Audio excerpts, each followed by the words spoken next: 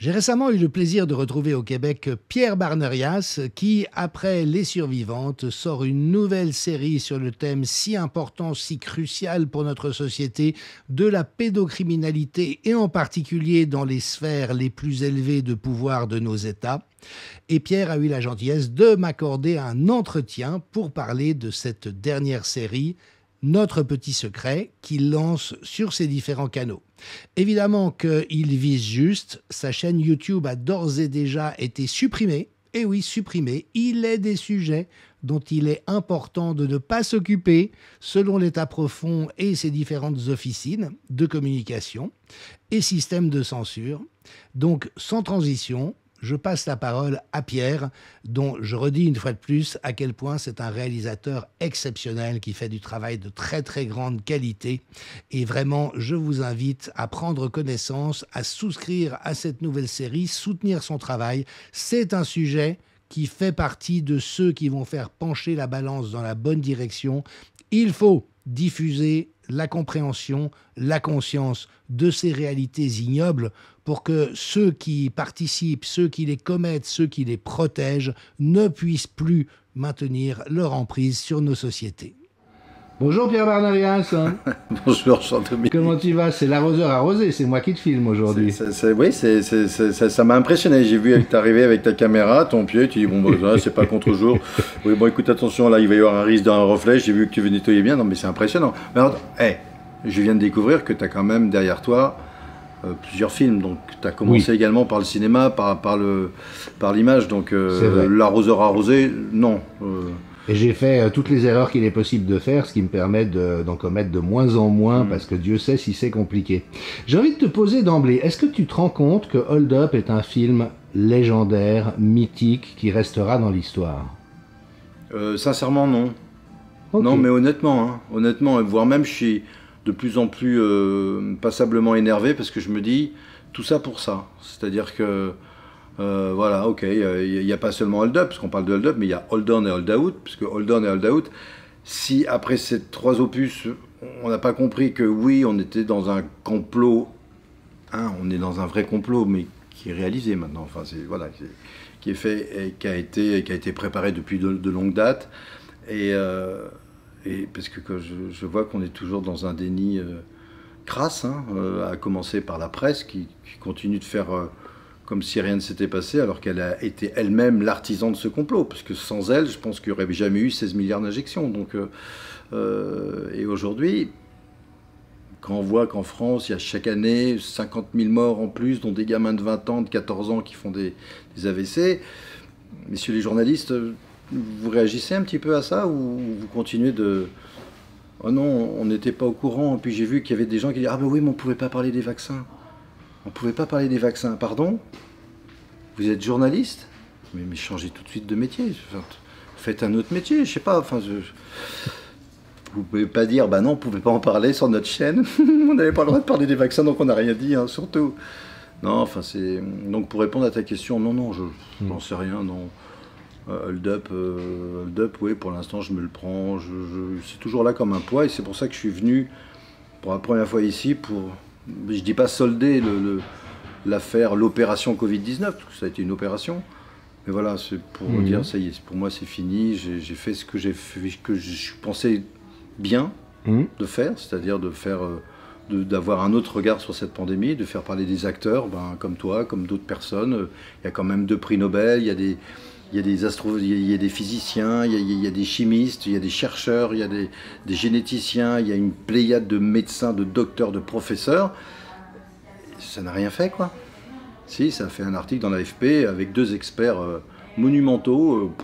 Je ne vais même pas citer leurs noms tellement ils sont ridicules. Et voilà où on en est aujourd'hui. Ouais. Alors effectivement, ça n'a pas changé le cours des choses. Par contre, les historiens, dans 50 ans, un siècle ou 2 siècles, si ce monde est encore en vie, verront qu'en novembre 2020 est sorti un film qui a fait des millions de vues, qui a déclenché un tir de barrage insensé de la part des médias aux ordres, et qui a permis à beaucoup de gens d'être exposés à ce qu'il y avait à comprendre. Et c'est vrai que c'est impressionnant 5 ans plus tard de voir à quel point, au fond, tu as mis dans le film toutes les clés de lecture qui étaient nécessaires par rapport à la situation.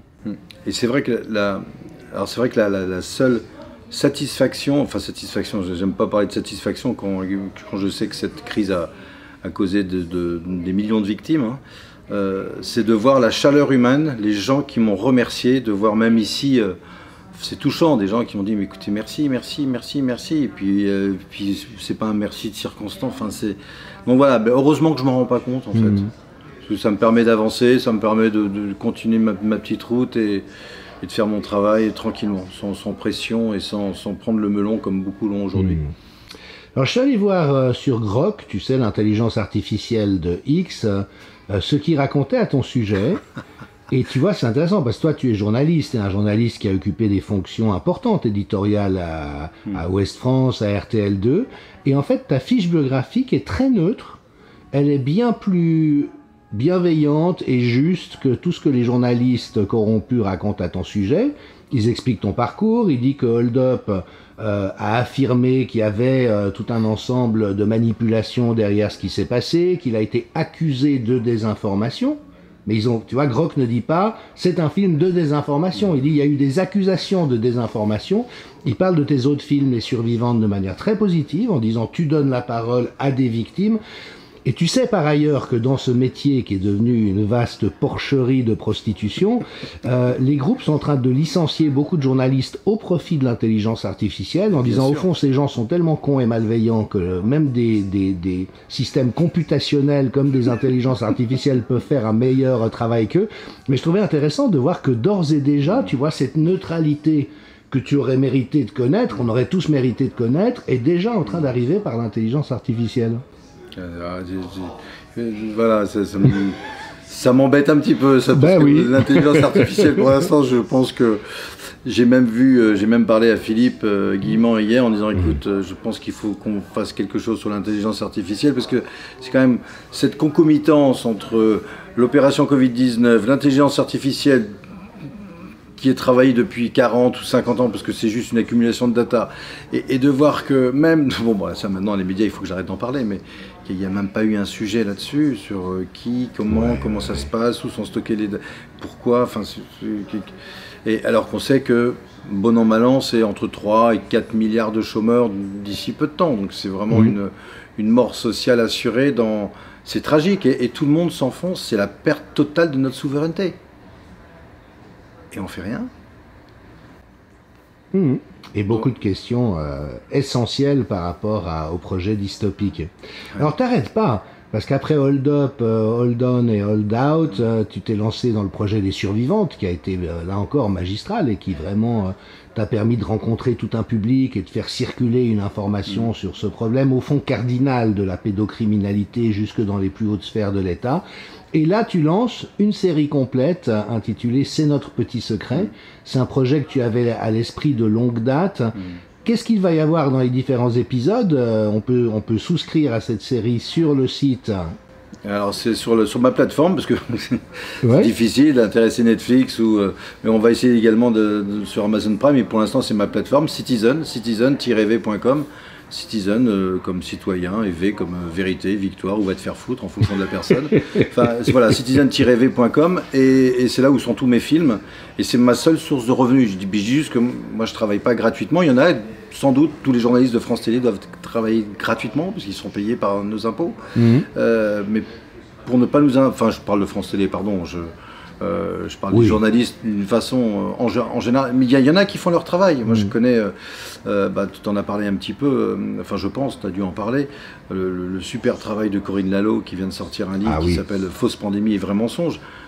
Mais je l'ai appelé 15 fois alors que je suis ça y est, j'ai dépassé la moitié de son livre, parce qu'elle a fait un travail de titan, quoi. Oui.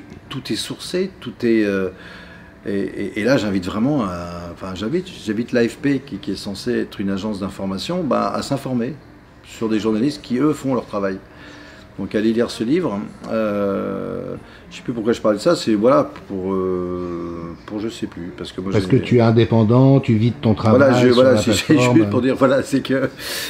moi, pour faire mes films, il faut que je trouve des coproducteurs qui sont très très gentils, parce qu'ils m'ont jamais demandé des comptes, et Dieu sait si moi je me sens redevable donc vis-à-vis d'eux. Donc j'espère que cette série va pouvoir amortir déjà le coût de cette série. Une fois que ça sera amorti, ben, on pourra bien sûr rendre cette série accessible au plus grand nombre. Mais voilà, c'est un travail de longue haleine qui a été fait en partie, réalisé en partie par Laurence Beneux, qui a travaillé pendant 2 ans ou 3 ans full time pour T-Prod. Moi j'ai continué. Les survivantes, c'est vraiment des survivantes que j'ai trouvées avec Augustin de Rouget qui est rentré un petit peu avec moi dans ce film et dans la série C'est notre petit secret. Mais on va s'intéresser beaucoup plus au réseau. Ce qui était intéressant avec d'avoir l'expertise de Laurence, c'est qu'elle, ça fait 25 ans qu'elle travaille sur ce dossier. Alors on rappelle qu'elle est journaliste et qu'elle avait déjà sorti un livre au début des années 2000 sur cette pédocriminalité d'État, en fait. C'est la première à avoir parlé du CD-ROM de Zandvoort, où il y avait des milliers de photos d'enfants martyrisés, violés et autres. Et surtout, voilà, en 2001, elle sort un livre qui s'appelle Les réseaux pédophiles, le livre de la honte.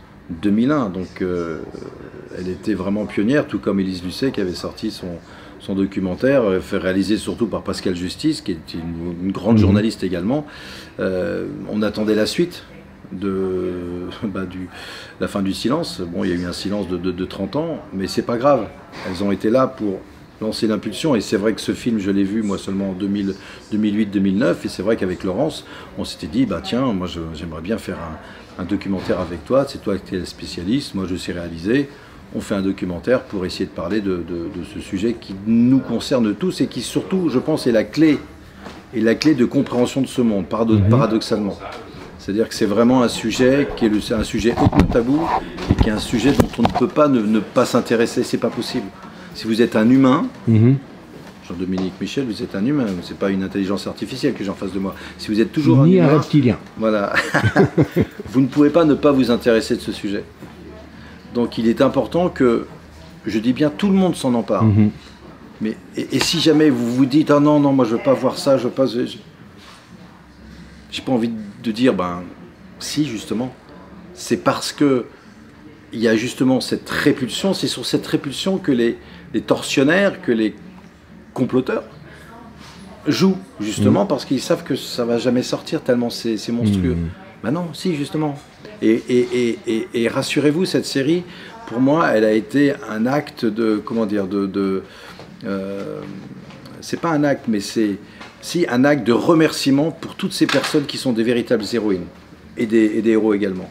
Et pour moi, paradoxalement, j'ai repris confiance en l'humanité avec cette série. Pourquoi ? Parce que vous vous rendez compte de la puissance de ces personnes pour reconstruire, pour surtout combattre un système qui est d'une perversité sans nom. Et je me dis, mais comment font-elles, comment font-ils pour trouver la force de tenir, pour trouver la force de ne rien lâcher quand on touche à vos entrailles ? Sincèrement, je ne sais pas.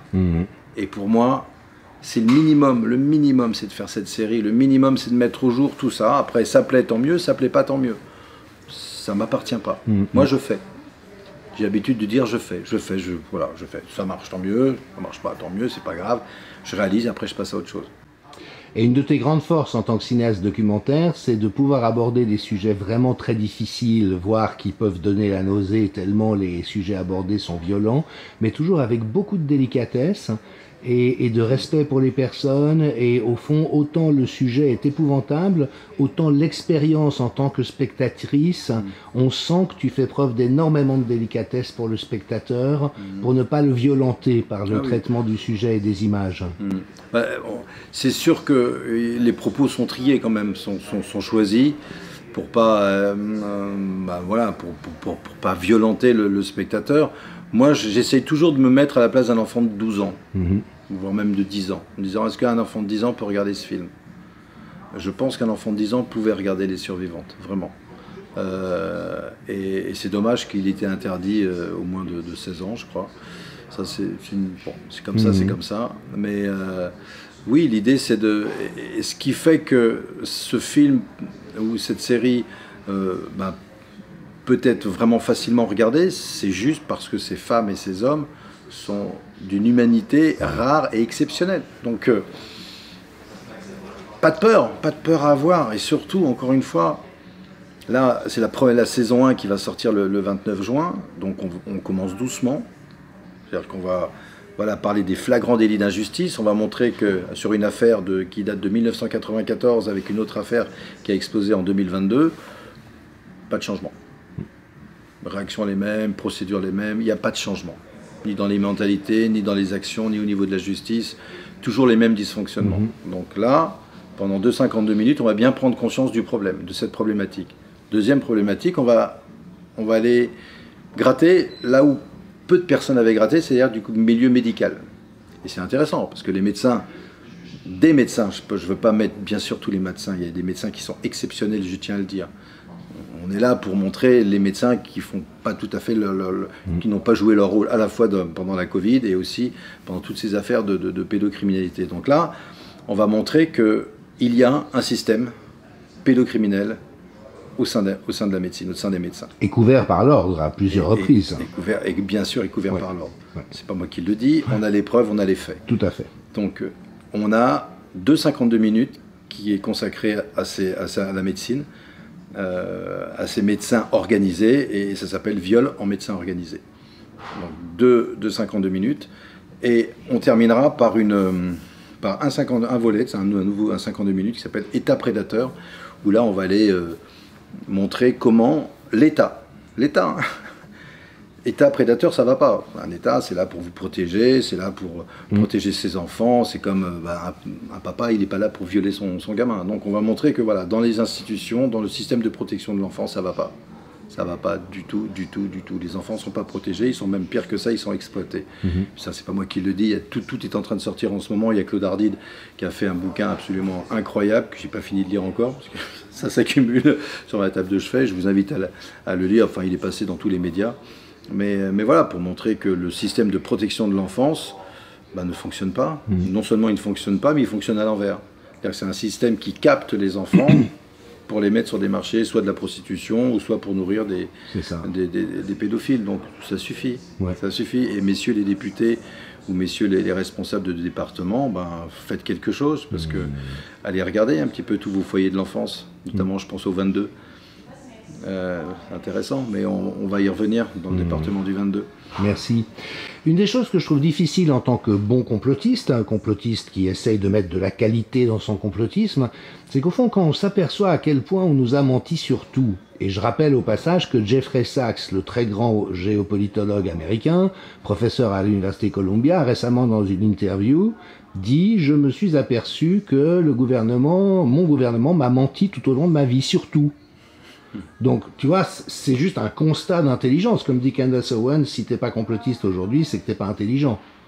Donc, une des difficultés que je trouve en tant que bon complotiste, c'est cette incertitude sur jusqu'où ça va. Alors, on sait qu'il y a du satanisme, des rituels sataniques au sein des élites, mais en même temps, on ne sait pas si c'est un passage obligé. Le fait que les gens ivres de pouvoir et d'avidité et dans une mentalité de prédateur, qui s'attaquent sexuellement à des enfants, c'est presque logique par rapport à leur profil psychopathologique et ce délire existentiel et cette inversion des valeurs dans laquelle ils sont. Comment est-ce que toi tu vois à ce stade, comment est-ce que tu apprécies le fait que la pédocriminalité donne l'impression d'être aussi impliqués au niveau des élites, entre guillemets, ceux qui détiennent le pouvoir, et pourquoi est-ce que c'est de manière aussi prégnante là, avec cette omerta après tout autour, pour surtout cacher... comment est-ce que tu te représentes ça, sachant qu'on peut savoir un certain nombre de choses qui a été documenté, comme tu le dis, et puis il y a tout ce qu'on ne sait pas encore, mais qu'on peut quand même supputer, ou sur lequel on peut faire des hypothèses. Pour moi, en tout cas, c'est très troublant comme... Alors, d'abord, je reviens 10 secondes sur le mot complotiste. Moi, je récuse ce mot. C'est un mot qui n'existait pas au XXe siècle. Il faut pas jouer le jeu voilà, on le bannit, ce mot. Pardon, mais moi, c'est... non, moi, c'est un mot que j'aborde, et puis en plus qui n'existe pas, qui a été créé, tu le sais. Oui. Après, excuse-moi, il y a les deux attitudes. Soit tu le récuses, soit tu fais comme Aimé Césaire et Léopold Senghor, il se réclamait de la négritude. Je suis d'accord. Mais voilà, moi, j'ai pas cette capacité-là. J'entends. J'ai pas cette intelligence-là de dire, je vais me l'approprier. Non, j'arrive pas. Okay. J'arrive pas à me le prendre. Maintenant, sur le satanisme, moi, je suis que dans le constat. Dans l'explication, j'en sais rien. En tout cas, toujours est-il que oui, c'est réel, des rituels satanistes, et on va le montrer, hein. On va le montrer avec voilà, on va pas montrer d'images choc, mais oui, on va montrer que ça existe. On va aller un petit peu plus loin que les survivantes, puisqu'on va poursuivre un petit peu. Les survivantes, c'était pas des enquêtes, comme j'ai toujours dit, c'était juste des témoignages de femmes exceptionnelles qui ont été quand même étudiées, choisies. Mais c'est notre petit secret, on va aller dans l'enquête. On va aller regarder ces fameux rituels, essayer de comprendre pourquoi. Vous savez, moi j'ai l'habitude de dire que le plus grand comploteur de l'histoire humaine, c'est Satan. Et Satan, il a d'excellents relais, notamment depuis 2 siècles sur Terre. Donc voilà, moi, par le prisme de ma croyance et de ma foi, je pense que oui, le mal existe. Le mal existe et la compréhension du monde, si on n'a pas comment te dire, moi, voilà, la foi, je l'ai reçue, ça m'a été, pas imposé, mais ça a été une rencontre, donc c'est compliqué d'en parler, mais je suis vraiment convaincu qu'on est dans une bataille spirituelle avec, oui, à sa tête, un ange qui s'appelle Lucifer et qui est là pour égarer tout le monde. On est dans une bataille d'âmes qu'il faut conquérir, et c'est très intéressant. Moi, je note que notre nouveau pape, pour le catholique que je suis, s'appelle Léon.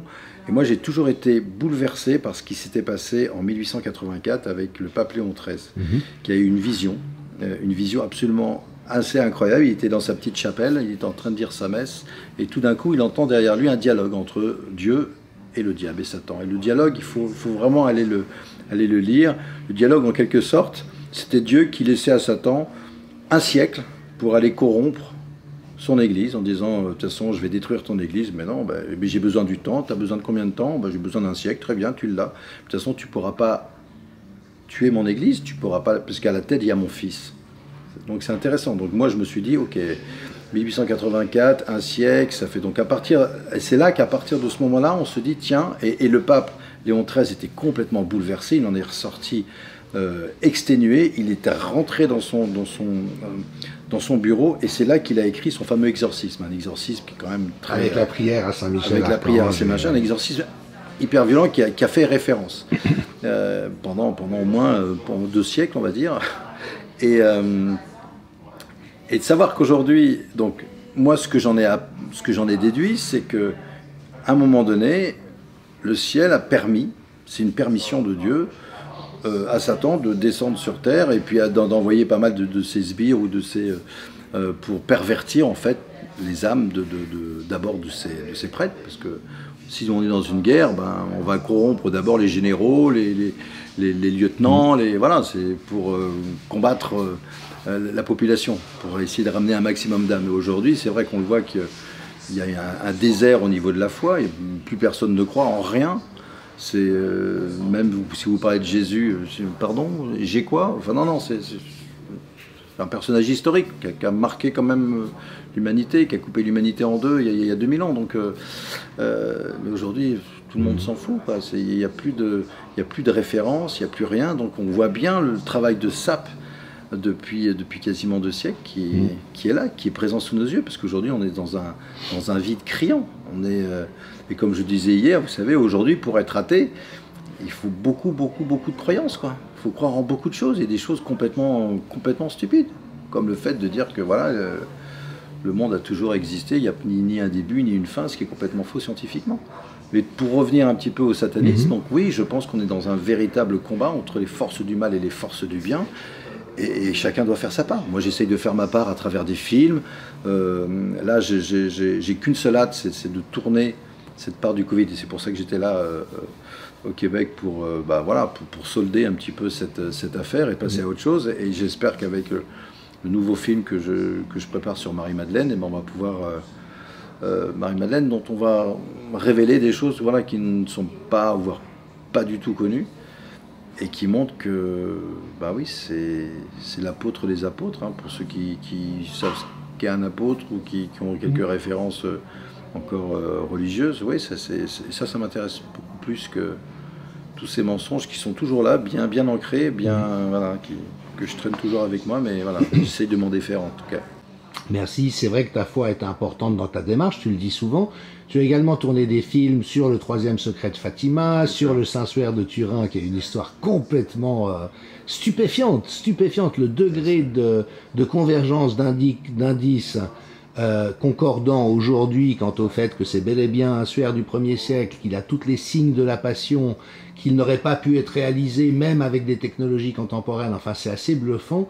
Comment est-ce que tu vis ton espérance aujourd'hui? Alors si effectivement le chant, c'était une phrase de Shakespeare qui disait l'enfer est vide et tous les démons sont sur terre, comment est-ce que tu vis ton espérance par rapport à cette foi profonde qui t'habite? Ah bah pleinement. Moi j'ai qu'une seule hâte, c'est de me mettre là dans ce nouveau projet sur Marie-Madeleine, parce que c'est magnifique, enfin, de savoir, moi ma vie elle m'appartient pas, donc j'ai pas de problème, enfin, pour moi, mon seul objectif, c'est l'éternité. L'éternité, c'est de sauver mon âme. Mais le mot âme, encore une fois, moi, je voyais que des scientifiques se posaient la question de la définition de l'âme. Est-ce que l'âme existe? Qu'est-ce que ça veut dire? On en est là aujourd'hui.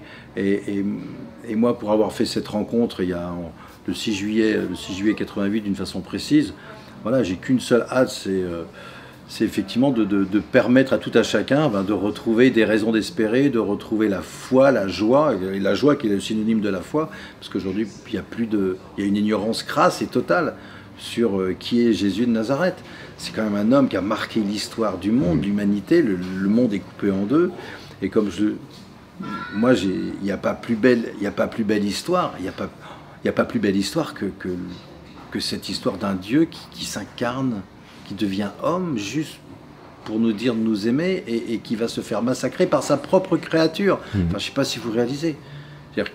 L'homme a tué son Dieu, son créateur, parce que justement, il voulait juste nous dire d'arrêter d'avoir un ego surdimensionné, de vouloir le pouvoir, d'arrêter de vouloir le pouvoir et de rechercher le bien de l'autre. Aimez-vous les uns les autres comme moi je vous ai aimé. Et moi je vous ai aimé jusqu'à la mort. Enfin, c'est bouleversant. Même si c'était un conte, pour ceux qui ne croient en rien, mais c'est le plus beau conte qu'on ait jamais entendu. Et il y a une chose que j'aurais aimé faire, je voulais faire un jour un documentaire sur la fête de Noël. Quand vous voyez que Noël, c'est une fête qui est fêtée au Japon, alors qu'au Japon, il n'y a quasiment pas de chrétiens. Noël, c'est une fête qui est fêtée dans le monde entier et pour laquelle il y a la fête de la lumière. Donc demain, on arrête tout. Ok, ça n'a jamais existé, hein, je repense, voilà. Donc voilà, il y a plein de choses qui, malheureusement, le temps me manque. Mais oui, moi, c'est mon espérance qui me fait continuer de marcher, et continuer d'avoir le sourire, et continuer d'aimer les gens. Même c'est à travers des choses absolument atroces. Moi, encore une fois, quand je vois le mal que l'on a fait à ces enfants, paradoxalement, c'est horrible ce que je vais dire, parfois j'ai même de la compassion pour les auteurs de parce qu'ils ne se rendent pas compte que ce qu'ils font, c'est leur éternité qui est en jeu. On n'est que de passage sur Terre, La vie sur Terre, c'est ça par rapport à l'éternité, c'est une étincelle. Qu'est-ce qu'on fait? Est-ce qu'on continue de se battre pour gagner beaucoup plus d'argent et puis, puis terminer notre vie ici-bas, ou est-ce qu'on se bat pour permettre à d'autres de vivre mieux, de retrouver la joie et de gagner notre éternité? Voilà, il est là l'enjeu. Superbe. Merci Pierre, tu sais que tu es quelqu'un que j'aime, que je respecte, que j'admire. Tu fais partie de ceux qui nourrissent ma confiance dans la vie et mes raisons d'espérer. Donc j'apprécie aussi beaucoup ton humilité, ton innocence, ta générosité, ton talent de cinéaste. Donc bonne continuation à toi. N'hésitez pas bien sûr à souscrire à la série C'est notre petit secret. Abonnez-vous, abonnez-vous. C'est très paradigmatique, donc je crois qu'il y a vraiment quelque chose à oser aller voir à cet endroit. Et puis je me réjouis déjà de tes très nombreuses prochaines aventures, parce que dès que tu as fini quelque chose, tu penses déjà au projet suivant. Et merci de nous offrir tout ça. Merci à toi. Merci.